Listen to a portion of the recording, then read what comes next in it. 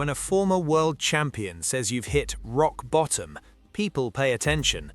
That's exactly what Damon Hill has done with Oscar Piastri's 2025 season at McLaren, a year in which Lando Norris took the title while Piastri struggled in his shadow. Today, we're looking at what Damon Hill actually said about Piastri's rock bottom, why this season was so tough for him, and whether this is a warning sign or a turning point. Before we break this down, if you enjoy clear, no-nonsense F1 analysis, make sure to like this video and subscribe to Apex Racing Desk so you don't miss the next breakdown. Let's start with the basics. What did Damon Hill actually say about Oscar Piastri? Hill pointed to a specific moment in 2025 as Piastri's rock bottom, the point where things clearly weren't working, mentally or performance-wise, while his teammate Lando Norris was on his way to the title. The message was clear.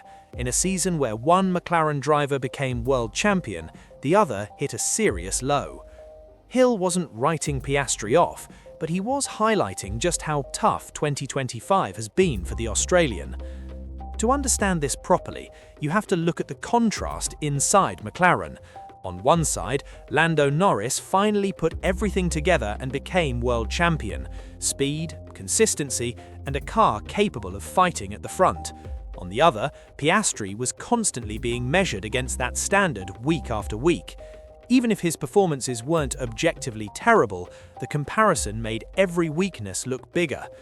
Being the teammate of a champion inside the same car is one of the toughest positions in the sport, and 2025 exposed that reality for Piastri. So what does rock bottom really mean in this context? It doesn't just mean one bad race. It's the moment where confidence, momentum, and results all seem to break at the same time. For a young driver like Piastri, that can be brutal. You're still building your identity in F1, still trying to prove you belong, and suddenly your teammate is winning races and a world championship while you're searching for answers. That's the kind of situation that can define a career, either as the moment things started to collapse, or as the point where a driver decided to fight back and grow. There are real risks that come with a season where your teammate becomes champion and you hit rock bottom. First, perception. Teams, media, and fans start to build a narrative. Norris is the superstar, Piastri is the support act. Once that storyline sticks, it's hard to shake off, even if the actual performance gap isn't as big as it looks from the outside. Second, internal pressure. Inside McLaren, development, strategy, and long-term planning may naturally start to gravitate around the driver who just delivered a title. That can leave the other driver feeling like a secondary priority, which only adds to the mental challenge. Third, market value. Other teams watching from the outside will now see Piastri through the lens of the guy who struggled next to a champion, which can affect future opportunities if he doesn't respond strongly. However, rock bottom can also be the start of a comeback story.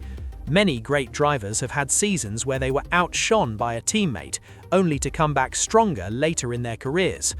The key for Piastri will be how he and McLaren respond. Does he reset mentally, analyze where he fell short and use the off-season to rebuild confidence and focus? Does the team still trust his long-term potential and give him the tools to fight back, rather than quietly shifting everything to Norris? If the answer to those questions is yes, this tough season could end up being the season that hardens Piastri into an even better driver. So, was Damon Hill right to call a moment in 2025 rock bottom for Oscar Piastri?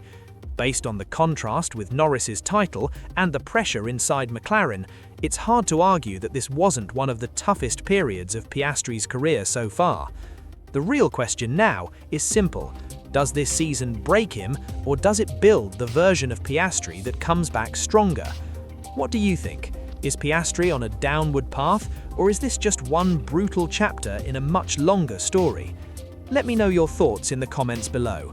And if you haven't already, hit like and subscribe to Apex Racing Desk for more clear, sharp breakdowns of the biggest stories in Formula One. Thanks for watching, and I'll see you in the next one.